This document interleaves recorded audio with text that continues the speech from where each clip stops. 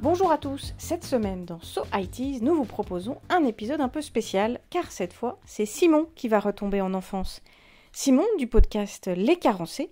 Pour l'écouter, rendez-vous sur lescarencés.fr. Et maintenant Simon, eh bien c'est à toi. Enfant des années 80, je pense que c'est le terme qui peut le mieux me décrire. Je suis né dans les derniers jours de l'an 79 et j'ai donc pu vivre cette décennie entière en tant que gamin. Une fois n'est pas coutume chez moi, je ne vais pas vous parler de musique, mais de ce qui a accompagné mes jeunes années, mes jouets. Quand je repense à mes jouets d'enfance, j'éprouve forcément une certaine nostalgie, mais nous en parlerons plus tard. Du haut de ma quarantaine proche, j'y porte aujourd'hui un autre regard. Mon plus lointain souvenir de jouets, c'était évidemment mes petites voitures en métal que je chérissais énormément. Matchbox, Majorette et autres tuiles. À genoux sur mon tapis où des routes avaient été dessinées, des heures à imiter des bruits de moteur et crissements de pneus sur le bitume avec ma voix au perché de jeune garçon. Soyons réalistes, ça devait rendre fou mes parents. Ensuite, il y avait les petits soldats de plastique. Vous savez, ceux qui partent en expédition durant l'anniversaire du premier Toy Story. J'organisais parfois des affrontements immenses et passionnés. J'avais également un set de cow-boys et indiens sur le même format. Les Lego ont rapidement fait leur arrivée ensuite.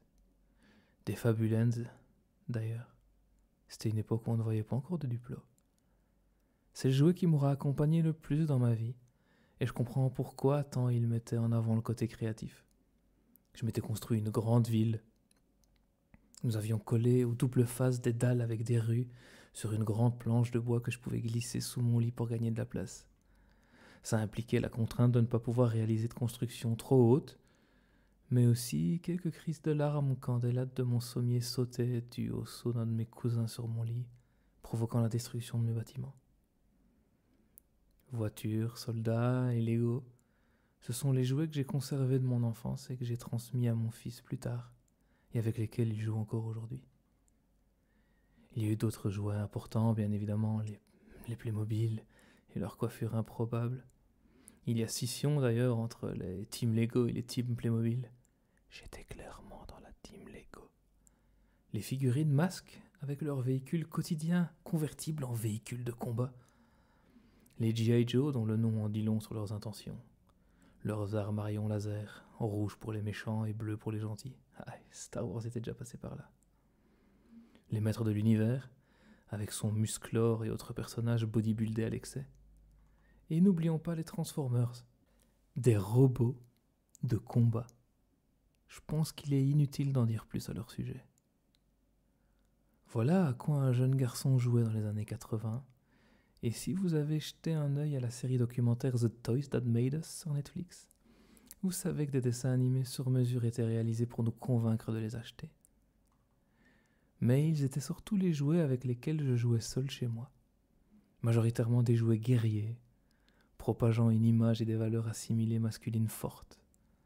C'est pas très surprenant, hélas, surtout à cette époque. Et pourtant, les jouets dont je me souviens avec le plus d'émotion, ce sont les Lego, avec lesquels j'inventais des univers incroyables et généralement pacifistes.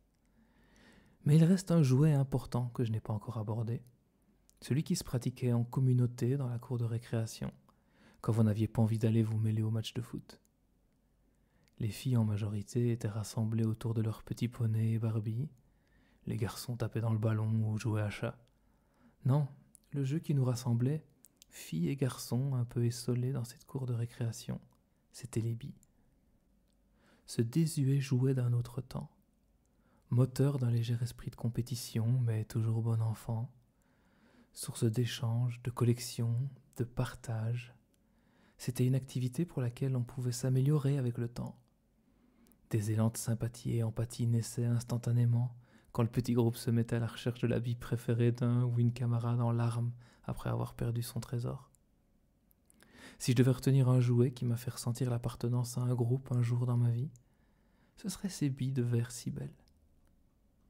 Mes billes aujourd'hui ont disparu, données probablement par mes parents à un autre enfant qui, je l'espère, aura su les aimer autant que moi. C'est pourtant un jouet que j'aurais aimé léguer à mon fils et le laisser découvrir ce plaisir chargé d'histoire. J'ai été longtemps convaincu que je devais l'inciter à reproduire ce que moi j'avais vécu alors. mais il a ses propres découvertes à faire. La force de nos souvenirs concernant nos jouets vient de la passion que nous mettions à jouer avec eux. Je l'écoute me raconter ses jeux à lui, chaque jour, dans la cour avec ses amis et ses amies. J'entends sa passion, j'entends les souvenirs qu'il accumule, et je me dis que il n'a rien à m'envier. Merci Simon pour ces jolis souvenirs de ton enfance dans les années 80. Si vous aussi, vous avez envie de nous raconter un souvenir à mettre dans ce podcast, n'hésitez pas à nous contacter via notre compte Twitter pour nous proposer un sujet et on en parlera avec vous. Et puis on vous rappelle que pour découvrir plein d'autres podcasts vraiment très chouettes, très divers, sur des sujets super intéressants, avec des podcasteurs hyper dynamiques, rendez-vous sur le site de notre label Podcut. À bientôt!